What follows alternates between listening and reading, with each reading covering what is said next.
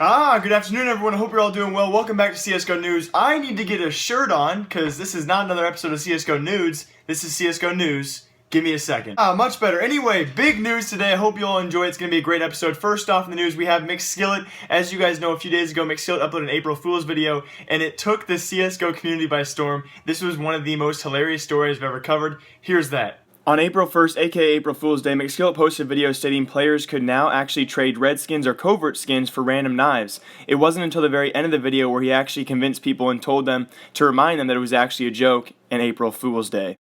It was McSkillet who took the CSGO April Fool's Day joke of the year, as Steam, Reddit, and other gaming forums exploded in riots, with one user actually calculating out over $45,000 spent because of the joke, and now numbers reaching over $50,000.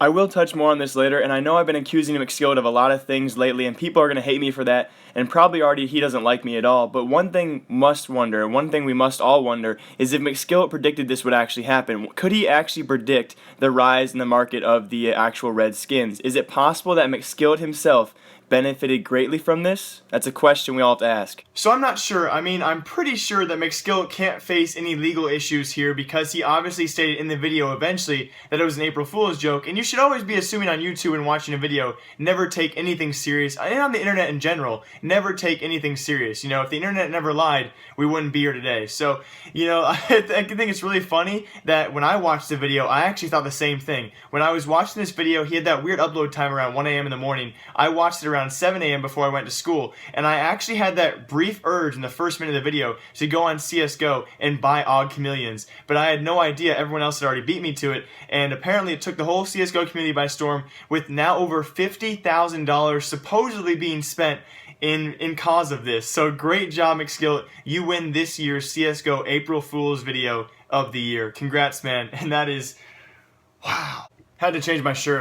I got all sweaty talking about that. Is that weird? Yeah, that's weird. But there were several people on the forums, whether it be Reddit or the Steam community market and all these websites, saying that there was a possibility that McSkillet could have possibly benefited from this in other ways. And these are things that we may never know. Again, I don't like to accuse McSkillet because people obviously don't like when I do that. And again, I am sure McSkillet did not expect this. I am sure that, I believe he probably did not benefit off this, but the possibility is always out there, and we may never know. McSkillet could have told his friends to buy up on covert skins and sell them off, and he'd receive a cut of that. He might have alternative accounts or alternate accounts where he bought a bunch of covert skins and then made this video. McSkillet's a smart guy. He's a genius for what he does. He brands himself really well. I would not be surprised if somehow he benefited from this, but we're never going to know. So if you did McSkillet and you're going to hold it a secret forever, obviously you would, because you can't release that kind of stuff. You'd get in big trouble.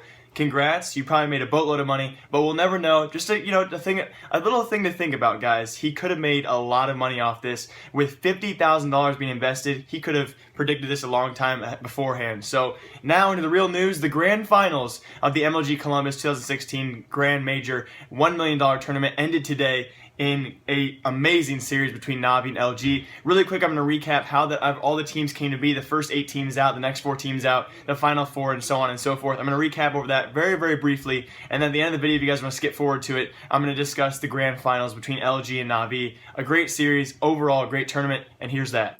So to briefly touch on this, we had our first 4 teams out of MLG Columbus, which is Flipside Tactics, Envious, Cloud9, and Splice. The only really surprise there was Envious, the last major champions, kicked out quite early, went 0-2, did not win a single game. Flipside Tactics also had good games in there, but unfortunately we lost both of them in overtime. Then our next 4 out were Mouse Sports, FaZe, Gambit Gaming, and G2. G2 getting annihilated late in the game, and one of those teams that actually performed quite well before MLG, but then went in and did not perform as well as they should have. The Elite Legendary 8 teams then moving on were Navi, NIP, Fnatic, Astralis, Virtus Pro, and the 3 Miracle NA teams, by some miracle, Luminosity Gaming, Team Liquid, and CLG. Then of those 8 teams remaining, it was Navi who took out NIP, Astralis who then shocked the world and swept Fnatic convincingly 2-0. Fnatic being the #1 team in the world, Astralis definitely an underdog in that, and actually predicted their own defeat in a 2-0 sweep there. Astralis looking very strong. Team Liquid who just bested CLG, the NA team coming out of that matchup, and Luminosity Gaming came out on top over Virtus Pro. Of those teams then, Navi took on Astralis and actually took them down quite dominantly,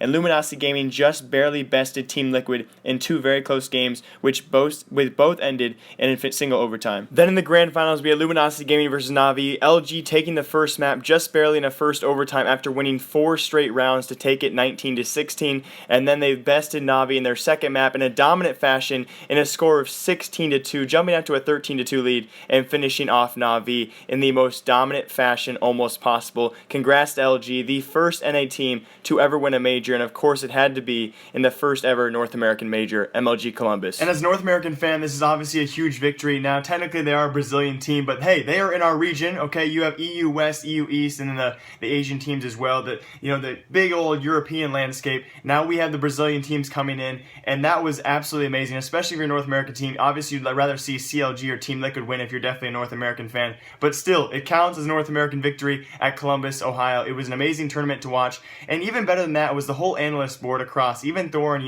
usually the one who's lenient and taking those bold moves, everyone had picked Na'Vi to win either 2-1 or even sweep 2-0. Not one analyst that I know of, at least the majority of them by far, had all picked Na'Vi to sweep or at least beat LG. And so it was amazing to see LG come out, win that first map in overtime, and then absolutely annihilate Na'Vi in that second map, 16-2. Na'Vi just never really picked any ground, falling from LG, actually going 19-3 in the first half. 19-3 over a 6.0 KDR, which is an amazing thing. I mean, you don't really see that in professional CSGO anymore. So, absolutely crazy performance from LG. Congrats to them. As always, hope you all enjoyed this episode of CSGO News. I am out of breath. Hope you all enjoyed. Comment down below how I can improve this series. As always, live, love, laugh a lot. Remember, I like you. I'll see you all next time. Goodbye.